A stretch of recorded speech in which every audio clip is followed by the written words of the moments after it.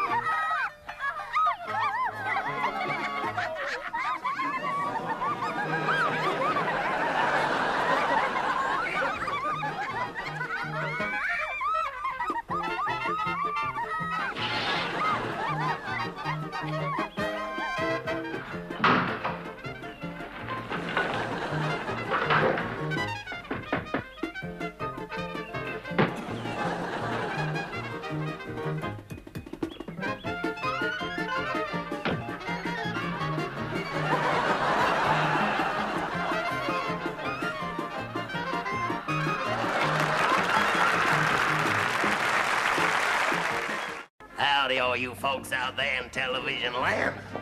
Roundabout now, going to show you a little bit of sharpshooting, whip cracking on feats of strength. They give me a little beauty queen to help me out. Here she is now. Ooh, ain't you pretty little thing, pretty little thing. You notice she has to have a chaperone, folks. That's on account I'm such a wolf. Thank you, Miss Chaperone.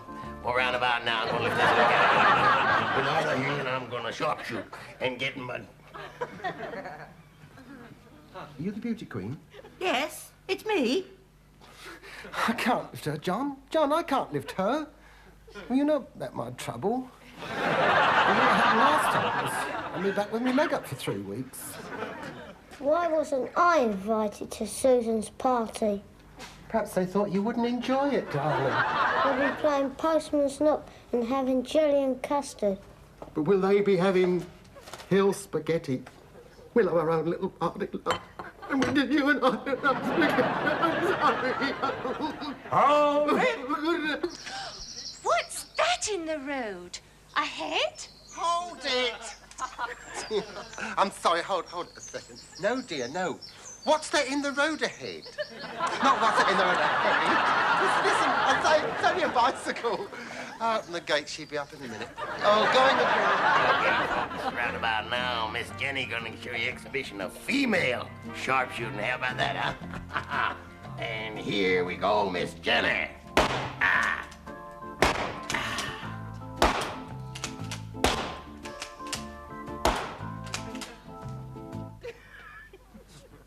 Hold it. I'm sorry, John. Could somebody do something about that pin? What I this pin's about. Oh.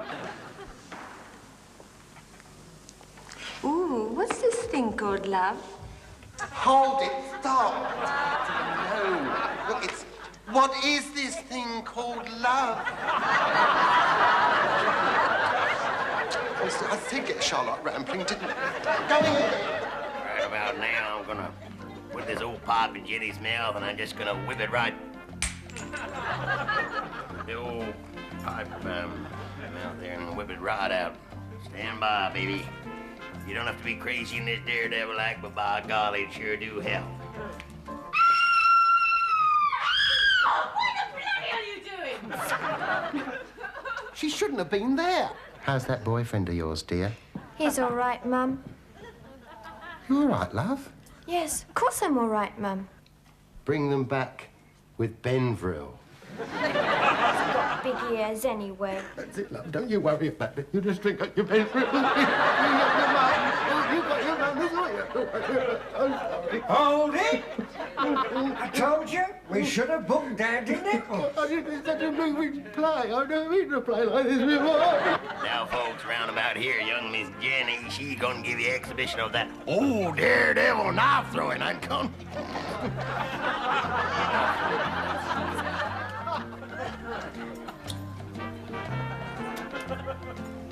Right now, Miss. Here we go.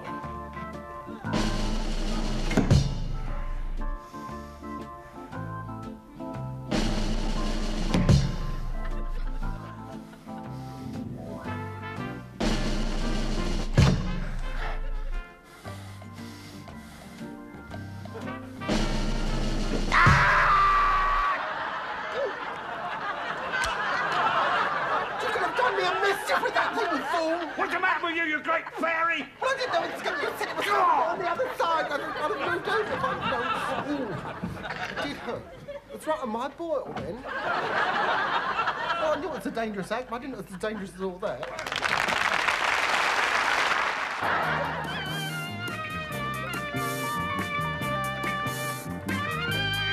Once upon a time, there were 3 little girls who went to the police academy.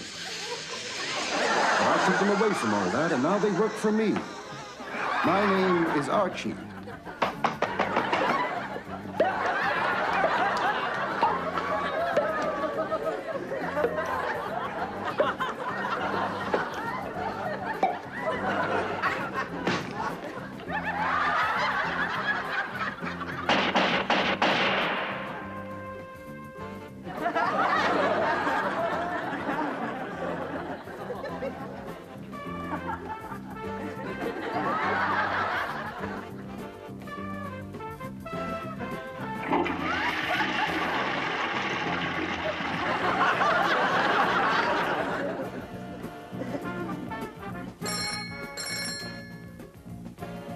Yes, they're here, Archie, and they're looking as lovely as ever.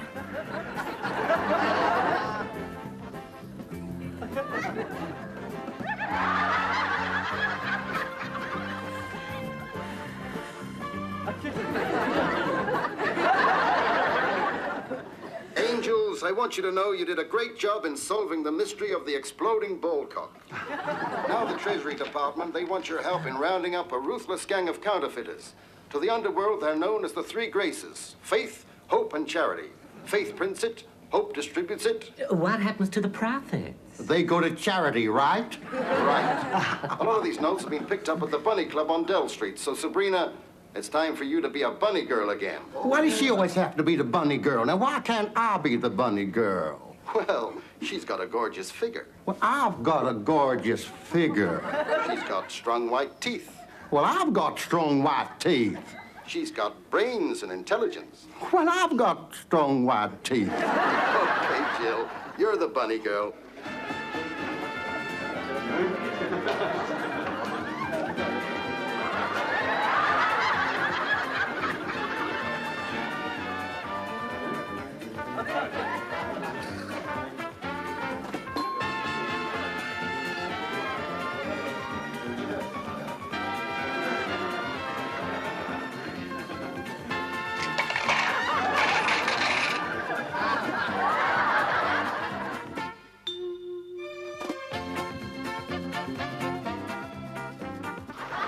Thank you kindly.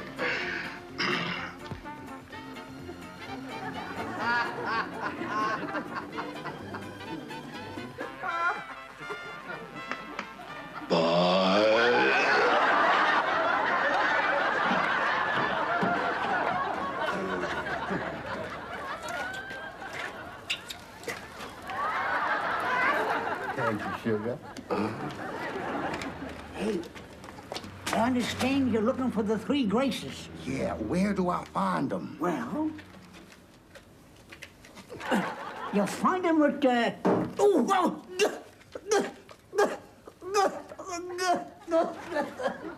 Now, would that be 1G or 2? Get them down, get them up. Drop that gun. Drop yours. Your gun. Drop it, Buster. Now, where do we find the 3 Graces? You found us, sweetheart. Frisk 'em. Huh? What about her? She never carries a gun. Well, how do you know that? I mean, don't frisk me, you'll never find out. Oh, I might very well have a gun hidden about my person. How the hell do you know where's the gun and who hasn't got it?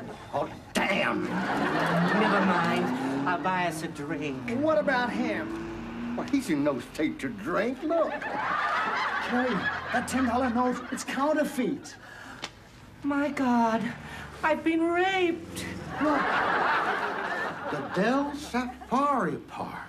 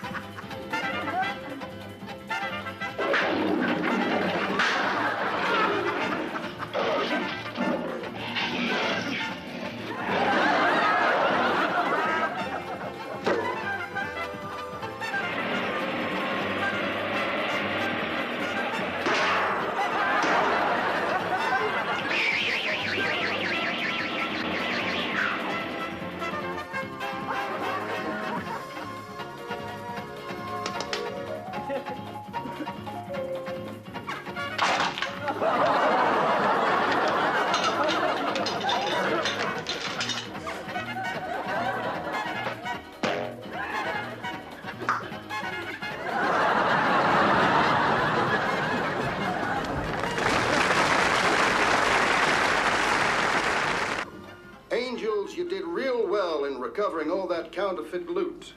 Archie, we have never been happier in our whole lives. How's that? Well, at last, Archie, we are really rolling in money.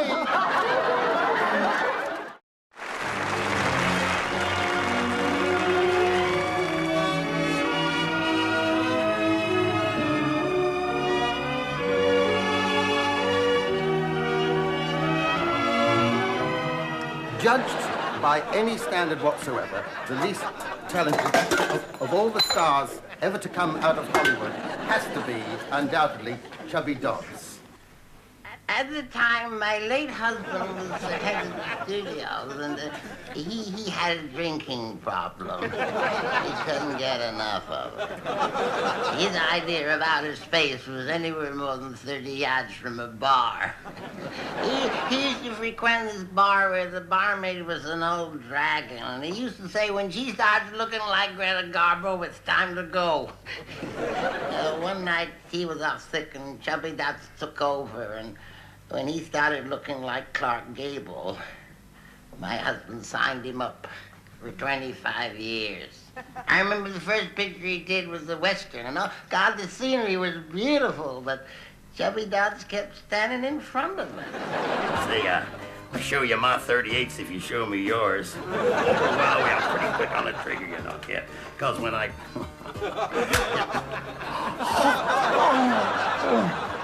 Hey, did you know, by the way, that my brother is the champion dog catcher of Hazard County? Your brother's got a wooden leg. I know that. Why, how's he run after dogs with a wooden leg? He don't have to. He just stands on the street corner and they come to him.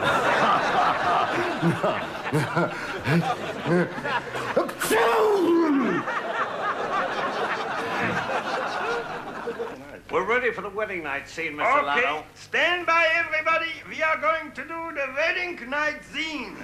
So send in the stuntman. Oh, Chubby Dodds, yes. I tell you, with him I did Attila the Hen. I did the Weir Cow of London. And when I did Tarzan, he lost all his money on the set gambling with a chimpanzee.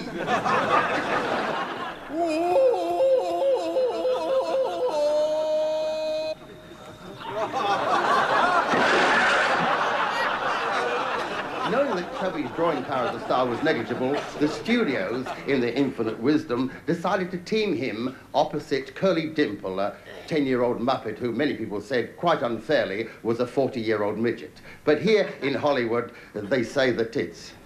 They say that it's unwise to act with children and animals, but acting with children held no fears for Chubby Dodds. Uncle Jet, I'm so unhappy. There, baby, don't worry. My daddy says he's been taken by the All right, baby, don't worry. Everything's all right. Oh.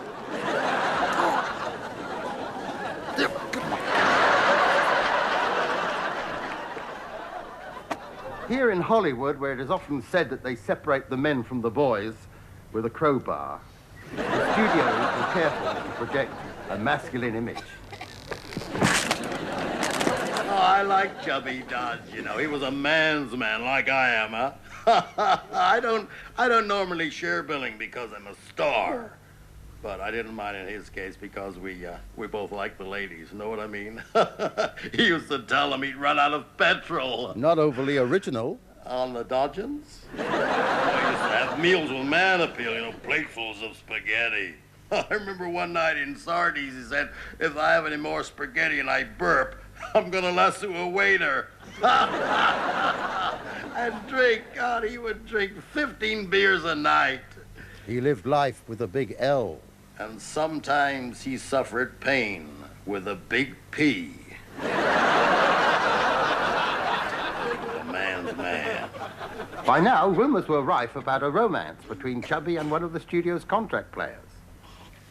Get.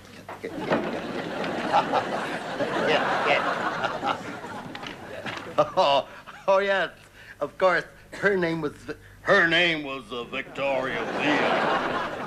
She was named after your Queen Victoria.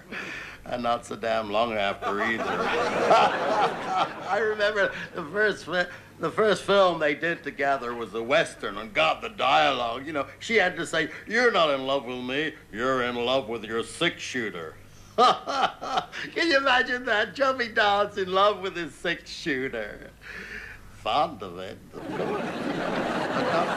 Well, maybe just a little, you know, but of course, her uncle owned the studios. She got her job through relatives. So did your queen. I mean, be fair. I tell you, the trouble with Chubby Dolls is he got too rich too quickly. Couldn't pick up a golf club without spitting on his hands first. Used to invite the neighbors aboard his yacht. A lot of stars have a yacht. In the swimming pool. Who but Chubby Dolls would feed his goldfish antics fried in butter? Then he met Victoria V. Oh, is that a woman? Is that a woman? That's what people kept asking. Is that a woman? A lot of people said that the only thing that they had in common was the fact that they both were.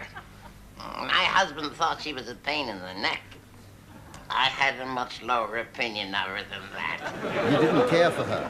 Well, he would say if ever she gave birth, I wouldn't want one of the puppies. She was the kind of person that you phone up and hope for an engaged signal. But Chubby fell for her. Oh, he used to kiss her hand like there was gravy on it. Oh, obviously, he thought she was attractive. Well, either you like Picasso or you don't. In an effort to cash in on the wedding, the studio cast them together with Patty Bottom in The Man Between. Now, you just listen to me. Ask yourself this question. Do you really need him? Of course you do. Does he need you? Of course he doesn't. Think he does. But does he really? No. Now, don't answer yes if you mean no. Of course he does. Not. So remember, be firm, be brave, be resolute, but above all, be consanguinical. What do you say, Harry? Well, I reckon you girls are taking this woman's lip thing a little bit too far. Now, what do you mean by that? I reckon a man's entitled to get all the fun he can out of life. Well, if that isn't... Doctor, what do you say, Marie? What does she know about it anyway? As it happens, I know plenty. I'd only got to look at my parents to see what another woman can do for a marriage. I tell you, I've never told anyone this. I saw my mother kill my father and then commit suicide. I tell you, that Mr. Dawes was a real dandy. He's just like an English lord. Why, he even used to stand up whenever anybody played the queen. Well, that's understandable. And poker? I tell you, at premieres, he used to look just like St. George with his drag on. He's always complaining that the laundry was shrinking his shirts, and one day he sent him a 12-inch nail with a note saying, "Shrink that."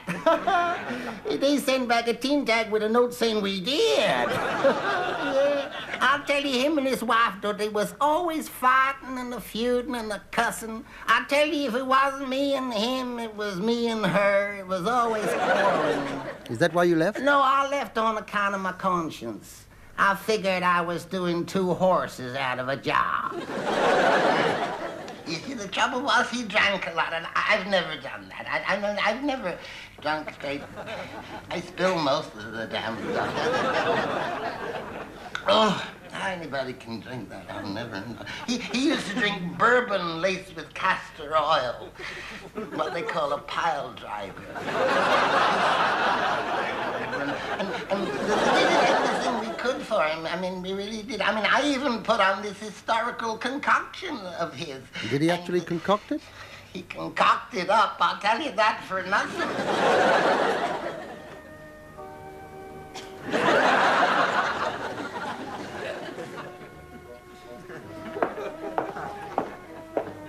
Hiya, Van. Say, how's your ear? Pardon? I said, how's your ear coming off?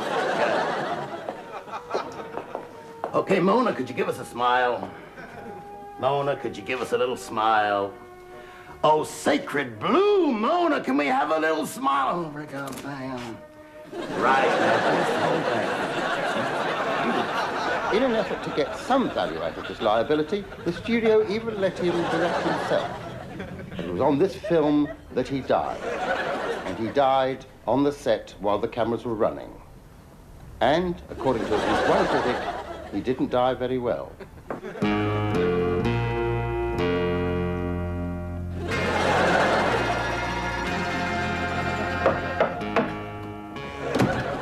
Who is it? It's me, Sam Dodsworth. Come in. Hi, Natasha. Hi, you're looking as lovely as ever, I see. Nice of you to say so. No, I mean it. You've changed. Have I? You have. You're doing pretty well, I see. Natasha! Yes? Ah, that was lovely. Some coffee, Yeah, no, coffee? thank you very much indeed. No, what...